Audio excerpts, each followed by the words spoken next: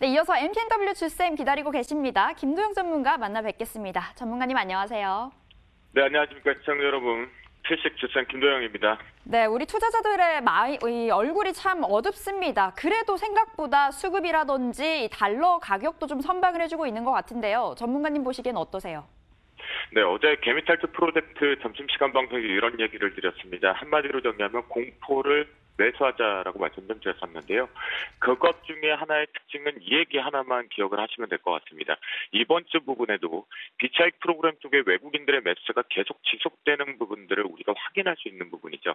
그것이 들어온다면 이 부분을 일시적으로 좀 중동발 리스크에 대한 리스크 부분 때문에 살짝 눌렸다 가는 부분인데요. 어제 좀 아쉬운 부분을 점심시간 때 그 얘기를 드렸던 이유 중에 하나가 투매가 좀 유발됐기 때문입니다. 오늘 이 부분의 얼추 어느 정도는 다 되돌려서 올라올 것이다라고 좀 판단이 되고 있는데요. 실제적으로 오늘 시장 관전 포인트에서 체크해 볼 거는 첫 번째 같은 경우는 미국은 지난번에 고용지표 부분에 대한 호재 부분들이 다시 한번 확대가 되면서 고점을 갱신을 하는 모습의 패턴들이 좀 나왔고요. 특히나 선물 시장 쪽 아시아 시장에 동반했을 때는 급락 이후에 엄청난 아랫꼬리를 달고 올라와 있는 상태입니다. 그러면 S&P 500을 비롯해서 나스닥 같은 경우에 전반적으로 이 확장 추세 부분은 다음 주 연장선까지 하나는 볼 수 있거든요. 그럼 결론을 내볼게요.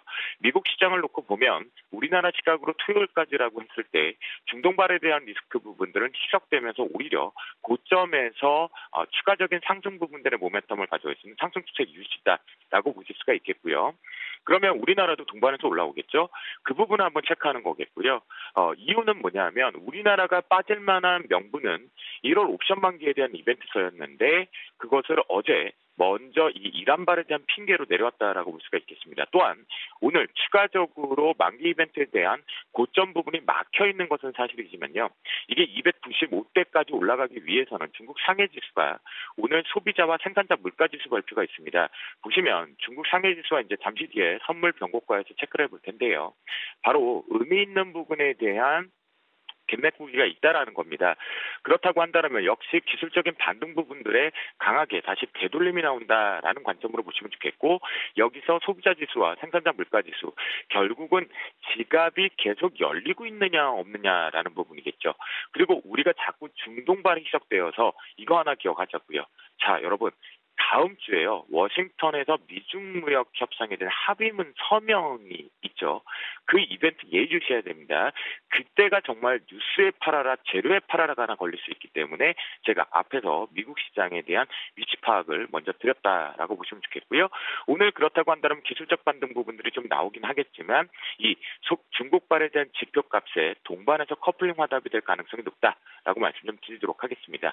오늘의 필식 선물 변곡가 쪽으로 좀 넘어가 보면 잘 메꿔주었다라고 보시면 좋겠습니다. 특히나 지난 시간 부분에서 이렇게 화요일 날 되돌림 부분에서 고점은 막힐 수밖에 없다. 왜냐? 이 부분에 대한 핑계 명분에 대한 갖다 놓고 이 1월 옵션 만기에 대한 이벤트의 변동을 만들기 위한 거죠. 즉 이렇게 생각을 하시면 됩니다. 올려놓고 내려오는 건 그만큼 충격이 흡수되라는 거겠죠. 어제 같은 경우도 보면 그러다 보니까 실제적으로 삼성전자와 SK 하이닉스의 방향성이 달랐습니다. 삼성전자 같은 경우는 예상치의 부합 이상을 넣으면서 7조대에 대한 발표가 나오면서 시장을 외국인들이 주도하면서 끌어올렸다라면 SK 하이닉스는 기관 쪽의 수급을 통해서 다시 한번 방어가 나왔죠. 그런 부분에 오늘 아침에 이미 벌써 갭으로 좀 뜰 것으로 판단이 되어 있는데요. 하지만 중요한 게 하나 있습니다. 만기 이벤트 아닌 이벤트가 하나 열려 있겠죠. 그런 부분에서 여러분들이 만약 이 부분에 대한 트럼프의 발언에 의해서 확전은 아니구나라고 하면서 추격을 가실까봐 만기이기 때문에 말씀 좀 드리는 건데요. 239.95포인트가 오늘의 고점 돌파 변곡가입니다. 이 부분이 완벽하게 뚫려 올라가지 않으면 실제 여기서 막힐 가능성이 매우 높다라는 거 체크해 보시면 좋겠고요. 만약 여기서 올라간다고 하더라도 앞에서 말씀드렸죠. 295대 초반부밖에는 없습니다. 오늘 다시 한번 그거 꼭 파악을 하시면서 트레이딩을 하시면 좋을 것 같겠고요. 그다음 저점 부분에서는요. 291.35포인트로 설정을 하겠습니다. 그건 뭐냐면 갭 두고 나서 이 부분이 중간에 바로 이번 주 부분에 만들었던 변곡 구간의 중간 하프 가격대의 변곡 구간인데요. 이 부분이 이탈할 경우에는 막판부에 지금 이론상으로 잡혀 있는 기관발의 이번 1월 만기에 대한 차익 거래의 매도 압박, 물량 소화가 좀 필요한 위치에서 291.35가 이탈할 경우에는 조정포가 살짝 눌려줄 수 있다라는 거 열어두시면서 대응해 보시면 좋겠습니다.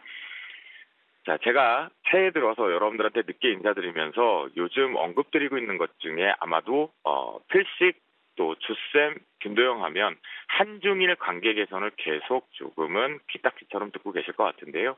전 그만큼 이 관계 개선이라는 것은 앞으로 주가의 상승에 대한 모멘텀, 지금 워낙 기초 소재단들은 저가 플레이가 되고 있기 때문이겠죠. 그걸 뭐 어렵게 PER이다, PBR이다 뭐 얘기한 것도 의미는 없다라고 생각을 하는데요. 그런 부분에 OTT, 매체별에 대한 콘텐츠 확보가 지금 공격적으로 나오고 있죠. 사활을 걸고 있다라는 부분과 한학령에 대한 해제, 기대감으로 오늘 다시 한번 콘텐츠 부분의 제작사를 언급을 좀 드려보도록 하겠습니다. 첫 번째 종목으로는 이제 스튜디오 드래곤인데요. 역시 보시면 이번 주 같은 경우에 제가 면세점 그리고 또다시 화장품 부분도 살짝 언급을 좀 드렸었고, 그다음에 항공주 어제 잘 유가 부분이기 때문에 오늘 동반해서 같이 올라오겠죠. 그런 부분에서 이 스튜디오 드래곤 같은 경우도 잘 먼저 틈새 쪽에 올라왔다가 먼저 눌려주었다라는 템포다라고 보시면 좋겠고요. 손절 라인 부분과 강력한 지지력은 이렇게 정하면 될 것 같습니다. 77,800원에 대한 강력한 지지력이 나온다라면 앞에서 한중일 관계 개선과 함께 추가 우상향이 열린다라고 보시면 좋을 것 같겠고요. 두 번째 종목으로는 J 콘텐츠입니다. 역시 앞에서 지금 반응을 하고 있다라는 거 놓치시면 안 되겠죠. 우리한테는 트레이딩 관점 쪽이 분명히 틈새 쪽에서 잘 안전하게 나오고 있다라고 보시면 좋겠고요. 이거 같은 경우는 J 콘텐츠의 중장기적인 관점이 좀 중요하기 때문에 가격에 대한 지지 변곡가를 조금 더 낮추겠습니다. 38,600원에 대한 훼손이 없다라면 우상향 쪽으로 바라보시면 좋겠고요. 세 번째 종목 같은 경우는 사실 작은 종목이긴 한데요. 이 사마네트웍스 같은 경우는 요즘 드라마 시청률 자체의 상위권을 다 가지고 있다라고 합니다. 그 부분을 체크해 본다면 신호등 차트상에 1,480원 훼손이 없다라면 역시 우상향 쪽으로 부분의 판권의 매각 기대감들 한번 보도록 하겠고요. 마지막으로 A스토리 언급을 좀 드려보도록 하겠습니다. 올해 이제 실제적으로 신작에 대한 플레이 자체가 지금 언급되고 있죠. 기대를 하고 있는 기업 중에 하나다라고 보시면 좋겠는데요. 지금 주가 자체가 우상향 쪽으로 가지 못하는 것은 상반기보다는 하반기에 쏠려 있기 때문입니다. 그렇기 때문에 실제 A스토리 같은 경우는 트레이딩 건적으로 지금 단기 트레이딩을 할 경우에는 8,460원에 대한 훼손이 없어야 되는 강력한 지지력 및 손절 라인이다라고 말씀을 드려보도록 하겠습니다. 자, 여러분. 올라는 갑니다. 분명하게 자신있게 올라가는데요. 너무나 불안하다고 하면 이 올라가는 부분에서 오늘부터는 현금 비중을 조금은 늘리자. 올라가봤자 한 땀 한 땀 템포다라는 거 잊지 마시겠고요. 해외 증시하고의 커플링이 하더라도 다음 주 최대 변곡 구간 들어간다는 거 확인해 보시면 좋을 것 같겠습니다. 오늘도 외쳐봅니다. 오늘도 지식